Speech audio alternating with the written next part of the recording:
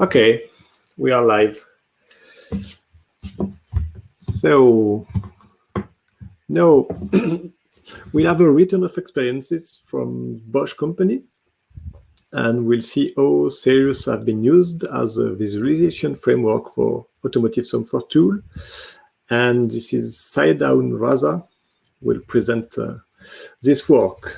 So welcome and thanks for sharing. Okay, thank you. Thank you for your nice introduction. So actually, we at Bosch, the team of developers who have used Sirius to visualize our complex automotive multi-core domain models.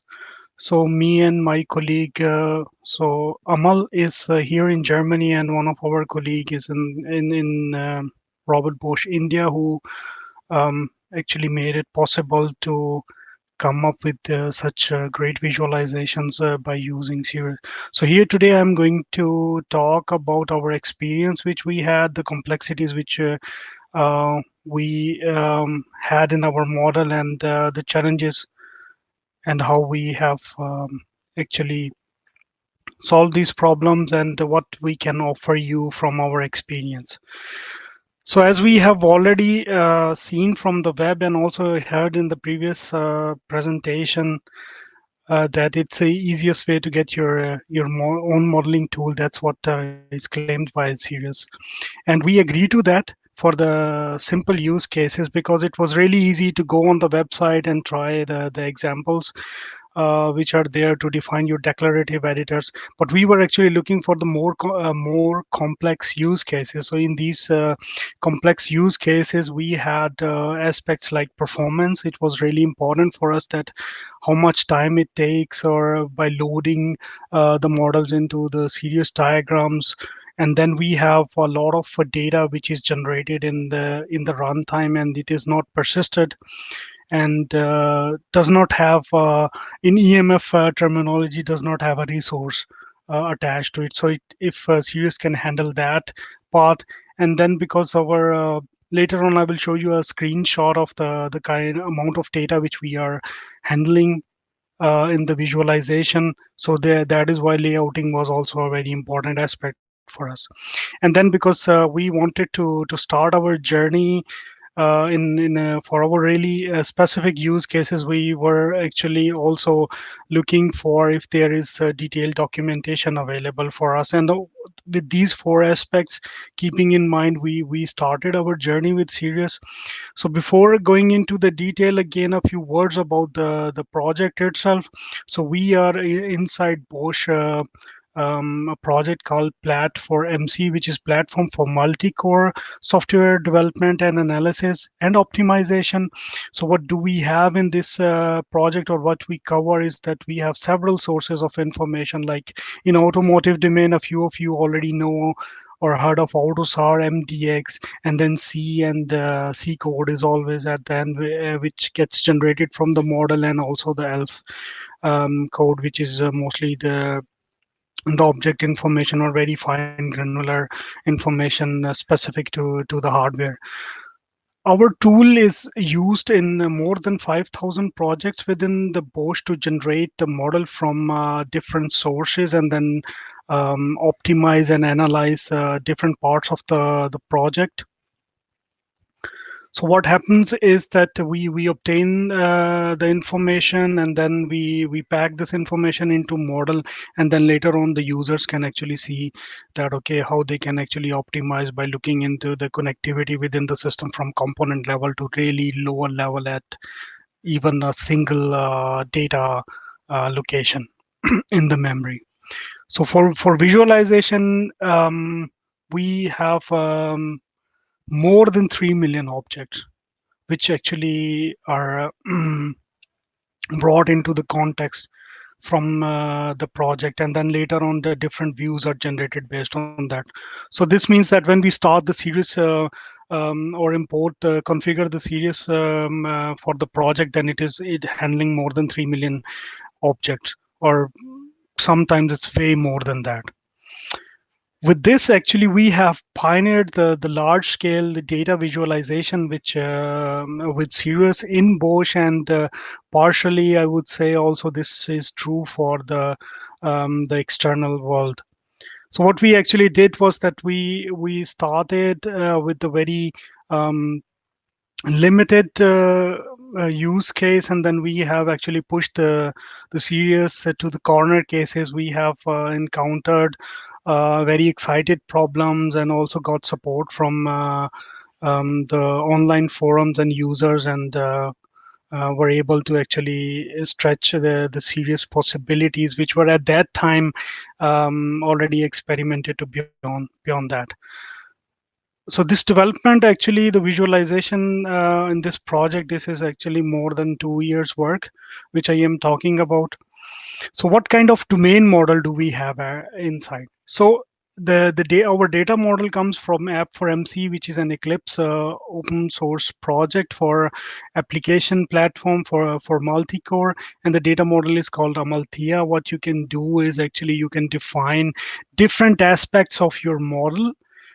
So your software into this model. So for example, you can define your hardware, how your hardware looks like, how many cores are there, how different memories are connected with each other. You can build clusters. Similarly, you can define your application, that okay, these are your components, these are your processes, and that's how they need to communicate with each other. You can define constraints on that, the runtime of that. You can define event chains, and then also you can make decisions about your system behavior by actually attaching, or let's say defining core affinities, also process to scheduler affinities. And once you have defined your system, then the Amalthea model is ready for either for simulation or for analysis, because this fine granular information is then brought to higher abstraction, where you see your system, and then you can analyze and see if there are inconsistencies in your system, because this usually happens when you are migrating from single core to multi-core. So simulation we do is not part of our project, because it's there are tools available in the market to achieve that, which support Amalthea or specific to multi-core uh, systems. So then why with Sirius, actually, why we went to a decision that okay, how we made the decision that okay, let's say use this Sirius for that. So what we did before deciding actually that Sirius is a solution for us, we did a framework comparison where we had Click HT from Keeler framework, and then Sirius and JavaFX.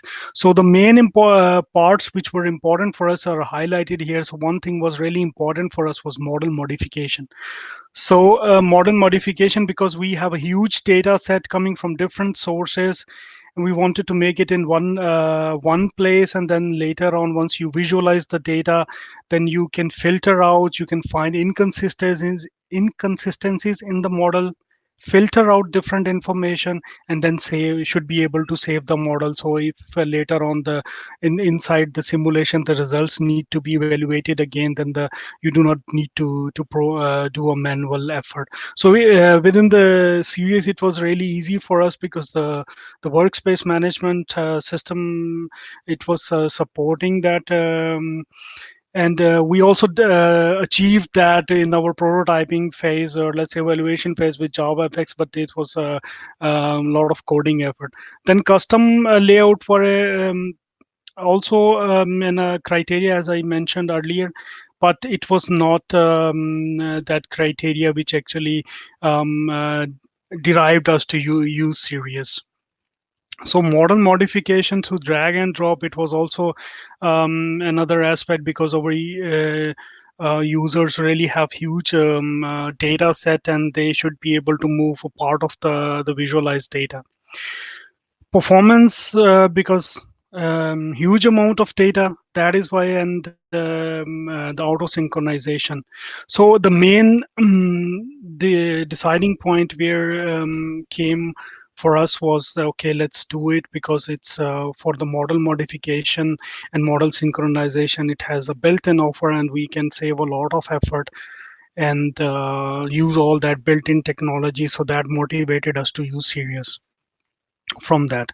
So what advantages Sirius has brought for us is that at the when we started, we had relatively simple use cases. So there you can actually go ahead, and in the Sirius, it's very low effort that you can define your diagram by just declaratively going into the menu. They just define an O design file, and um, simple you can have configured the styling, how your data should look like, or your nodes and the diagram look like. So that was really easy for us. So for that, we should praise Sirius that it goes to not only for the basic setup, but it goes beyond that. That you can, but in case if you just want to have, if you already know that how your system should look like, so you can actually declaratively define everything. Next thing was layout. So layout was in, we have explored in the framework that auto layouting options were there, and then there was integration of Eclipse layout kernel. This was also a great um, option in the Sirius also, that you have the ability to add your own custom layouts, which is a bit tricky and difficult because internally there is also GMF involved. If you have heard about the modeling technology, then it's a bit of complicated. So you actually need to have a little more knowledge of visualization of the model-based visualization from Eclipse.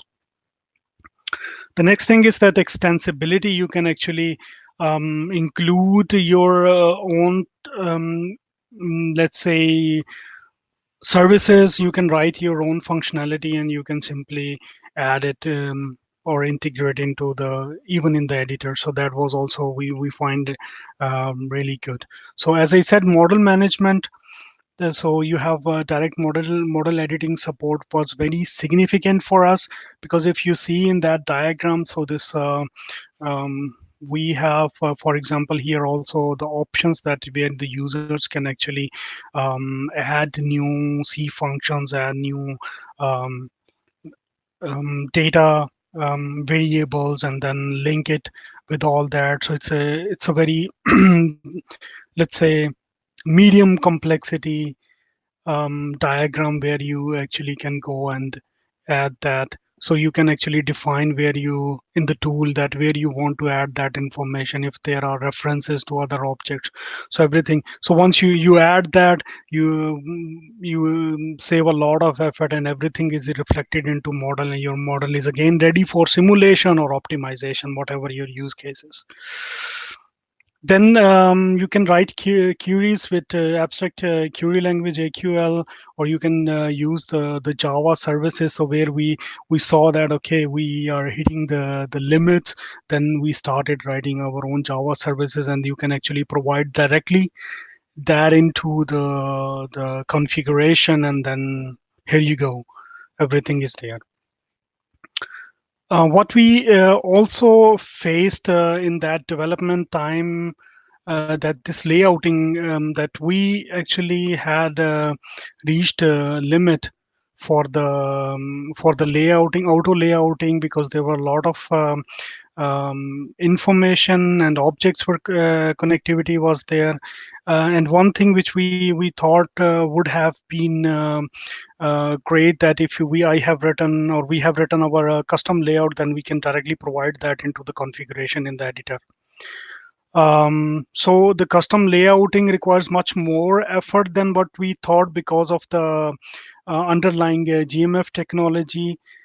Because it's not just that you define your layout and then later on the GMF is just using it. So there are internal mechanisms which you need to understand, because we sometimes it was when we first time started the image, it was actually our layouting was not at all invoked, and we needed to refresh to actually recall that or recall the layouting interfaces from us. And then you cannot actually have exact X and Y positions of the node, so that if you want to configure that. So type of different diagrams, which initially we had a lot of fun by using built-in diagrams because they were fulfilling, but then later on our users wanted to have other type of representations like Gantt charts, timelines. So these are much more complex diagrams. So and that was actually making us a bit let's say a step back, that we should not accept these use cases into this visualization use case tooling. We should do some different mechanism, or the framework is not really supporting that. So the documentation, tutorial, and support is really good for the starters. If you are motivated, you used somewhere when you are stuck, like you really need to dig deep and you need to spend a lot of time. So there actually at the end, I also spoke with Sirius at EclipseCon, and then we had thought that okay, maybe we can share our experience and improve further the documentation, how it should be, or maybe um, see that how actually we can further improve it, where the information should be. So this is actually a screenshot from our tool. So our tool is actually built on top of Eclipse. So then you have the parsers and then a Multicore model, and that is mostly the visualizations which we use very frequently to see the communication for the as from the automotive domain. You have different communications from the engine control units, and you see there are too many complex tasks. So relatively easy part was to visualize it, but then later on if you want to analyze it, so it was not possible without having a custom layout, because a lot of overlapping was happening and it was a very complex diagram. And but we took the challenge and we said that okay, we can achieve that with Sirius, and then we did that because as I said at the at start, that this part, if you look at this part, so if you want to analyze it or you want to remove something from the model, it's a way more work, manual work, if you do not have such a visualization. So you can actually go here and then remove calls, or you can simply go select some place here in the visualization and say okay, remove all the calls from there, and then you can save on your model. So these are the type of composition diagrams which we have, which involves a call graph, not only the functions, control flow graphs of the system, and also the whole system composition. So you can actually start from a very high level from the component model and really go into deep into the code. So some other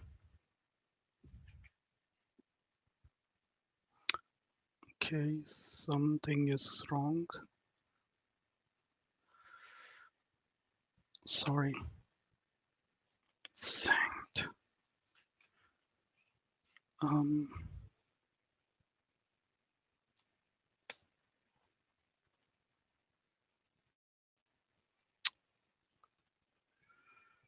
okay, this is actually my computer got hanged. Just a moment. Okay, yeah. Sorry. So then in our project, we also had this as I said, from C code to a multi-arm model and the visualizations, what we have is the component visualization. So what you see is that, okay, how the component are communicating with each other, what are the interfaces between them. So these red lines are actually based on the validations that, okay, these components are actually having the communication which is not allowed.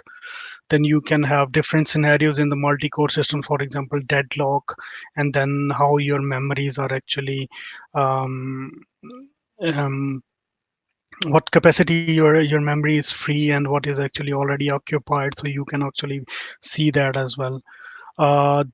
Different communication from different side to data variable, and then also how the internal behavior of the system looks like when you look at the event chains, that how the different data is actually influencing the information, and then later on getting the communication. So a few tips that you can actually maybe for few or more most of you, this comes a very basic information that you can actually do that by programmatically attaching the or bringing the model into the nature configure for the Sirius nature. So this is actually very easy when you are working with not by options in the menu, or just you want to create your own menus, or you want to trigger some visualization, and in the background you not to run these initial steps, so you can create your sessions also programmatically. And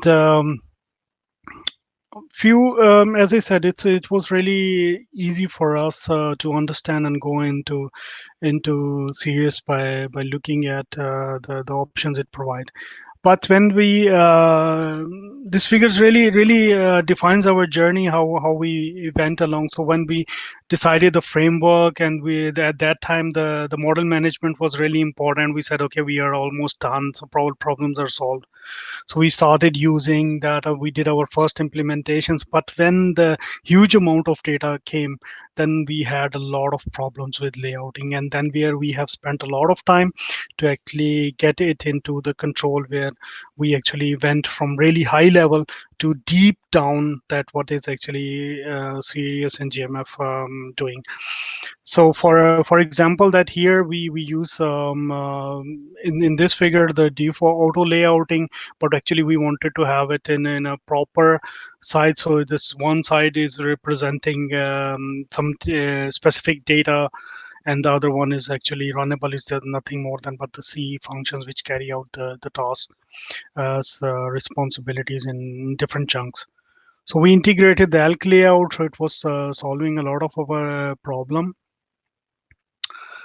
Or it solved our problem. So large scale data optimization was also that you just need to visualize it by using the layout provided. Just include the ELK layout, so you can actually later on look into this code snippet, that how we used it if such an example is not available um, for you.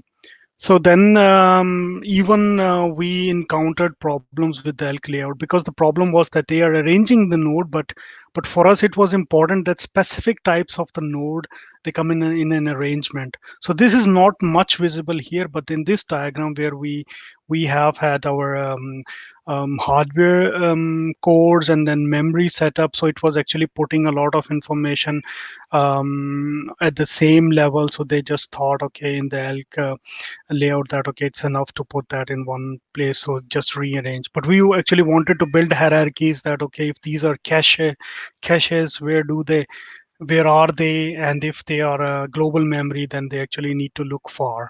So we integrated then custom layout, and with the custom layout you see that it made a um, huge difference for us. And then we were able to achieve such diagrams which are actually showing the hierarchies of our system. So as I said, that ELK layout was not enough, so we had to create a custom layout, and custom layout actually goes with the two steps. Once you need to actually define the custom layout, and then you need to actually register it with the GMF extension. So this is also again one thing which was not easy for us to find out, or we spent a bit effort. So this information is also for those who are actually at a very lower level of the development, and they actually want to have a look at how it is possible. So you actually define, this is an interesting part that we defined our layout, and we set the priority highest, but it was even not at that time getting invoked. So we were like, okay, there is something wrong in our implementation, or we didn't know how to do it properly. But then it came out actually that so this is actually how you define the class, and then later on register the layout. But coming back to the point that how it happened was actually it was not getting invoked. So what happened was that the elk, because we also had the elk layouts in the targets, what happened was that they have had the priority highest. So when the layouts were getting invoked, or it was collected the information, each time we were not getting the highest priority, it was the elk. And then we reported the problem on the forum, and they were really nice and kind to fix that, and then our problem got solved. But this also took us a bit of time to figure this out. So it's also a tip from our side, or let's say an experience, that whenever you have such a problem, then you know actually where to look in any framework. So because we also had this type of issue with EMF compare, because we had different engines, comparison engines at that time, and all of them were so they were getting contributed from different teams, and everyone set the priority high end at that time. But we forgot that, and it took us, that's why, a bit of time. So what actually still problematic was that even if you have a lot of nodes, and the problem is that it was not getting even spacing for the border nodes. So you see here that few nodes are here and few are here, so in between there is a spacing. So for the custom layout, then it worked for us, and then we were trying to actually achieve it properly. Syed, I'm sorry to interrupt, but we're just in time now, so I have just two more slides. Yeah. Yes. Thanks. Sorry. So for the performance, as I said, that at the start you need to bring a lot of information into the context. So there it was taking a lot of startup time. And then we realized that, okay, a caching can solve our problem, because what was happening that when you start the visualization, it is actually invoking the object collection twice. So once when the representation is getting correct generated, and then once the editor is opening, so was refreshing the editor with a huge amount. So we implemented the cache. So first time when you start that, it was just then later on reading the data from the cache, and it improved the performance quite a lot. So non-serialized object, as I said, so it's just like you attach solve it with the EMF technology, that for every in-memory object you need to add a virtual resource to it, and then the problem gets solved. So everything needs to have a resource, an EMF resource.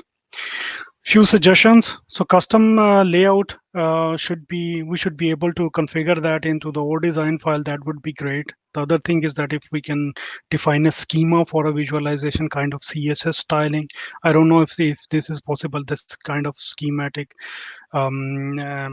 definition would be great, and the detailed documentation, and maybe if all of the problems even don't we would suggest that don't just ask the questions. If you have raised a question for yourself and answer it, please also post it by yourself at the forum, and that helps us in a great deal for all of us.